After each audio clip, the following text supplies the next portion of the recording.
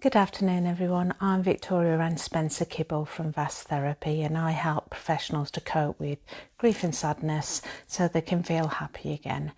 I've just had some terrible news of a friend who's unfortunately lost her nephew to suicide. It's something that I'm seeing an awful lot of. So I just wanted to dedicate this to that person, to say I'm here for you, I'm here for any member of your family. You can call me day or night.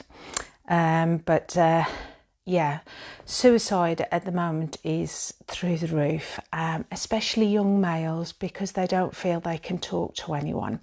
So just some top tips for everyone to watch out for is if they go quiet, if they're talking, that's great. If they go quiet, then just pick up the phone. Ring them, text them, do whatever you have to do to make contact, because when they go quiet, that's when they tend to take themselves off and do something. And obviously then there's the grief that I deal with afterwards, and to lose a child is just the most horrific thing. It's not the natural order to lose our children before ourselves.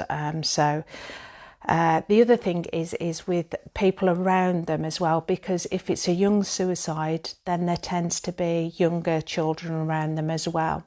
And something I wanted to notice with my own son, he suffered with suppressing his feelings and after grief. And suppressing the feelings will manifest. And certainly I've seen this quite a few times now, at least 10 cases of where they don't want to feel. So as we have 5 senses, they will block out one of their senses. So it may be taste, smell, hearing, sight. Believe it or not, this can all come off the back of grief, especially complicated grief. So if it continues for over 6 months. So certainly for my son, he's open to talking about this, and he knows I'm talking about this because he wants to help other people. Is that he blocked out, after his dad, he was only 8, he didn't want to feel. So your mind only does what you tell it to do, what it thinks you want it to do, good or bad, true or false. And basically Ben didn't want to feel, so he blocked out his sense of smell and taste. We are still working on that to get that back, but he has got a certain ability to smell and taste again through my therapy. But that's one of the things that I notice a lot with young people who are around suicides, is that they don't want to feel.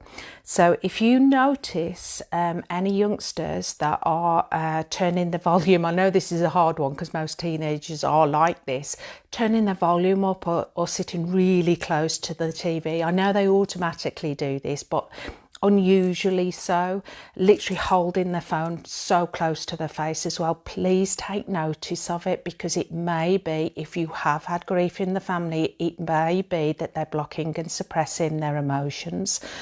If you suddenly realise they're putting extra salt on their food, sauces.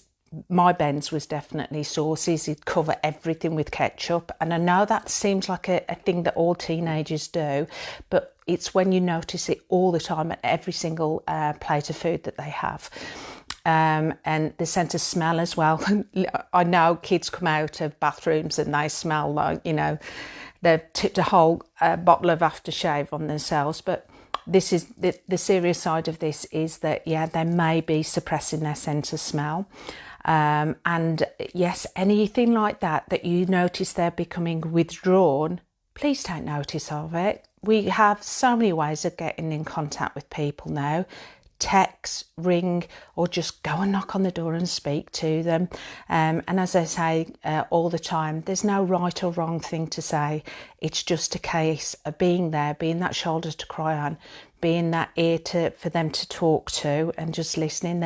You're never going to find words that are going to be the right words. But as suicide is in the increase, especially this year, and we have got children going back to school, especially secondary school, if you are noticing changes, please be alerted to them. Notice the little things. If you want to ever drop me a direct message, that's absolutely fine. You can find me on Facebook, LinkedIn, all the normal channels, Victoria and Spencer-Kibble or VASK Therapy. Please just drop me a line. I'm happy to give you any helpful tips, anything that I can do to save another family from going through what a family, an extended family, is going through right now. So you know who you are. This is for you, my darling, and I love you loads, and together we'll get through this, and I'm always here as a shoulder to cry on and an ear to listen and a cup of tea and cake. But everyone, take care on Bank Holiday Monday, and remember, inspire to achieve and achieve to inspire.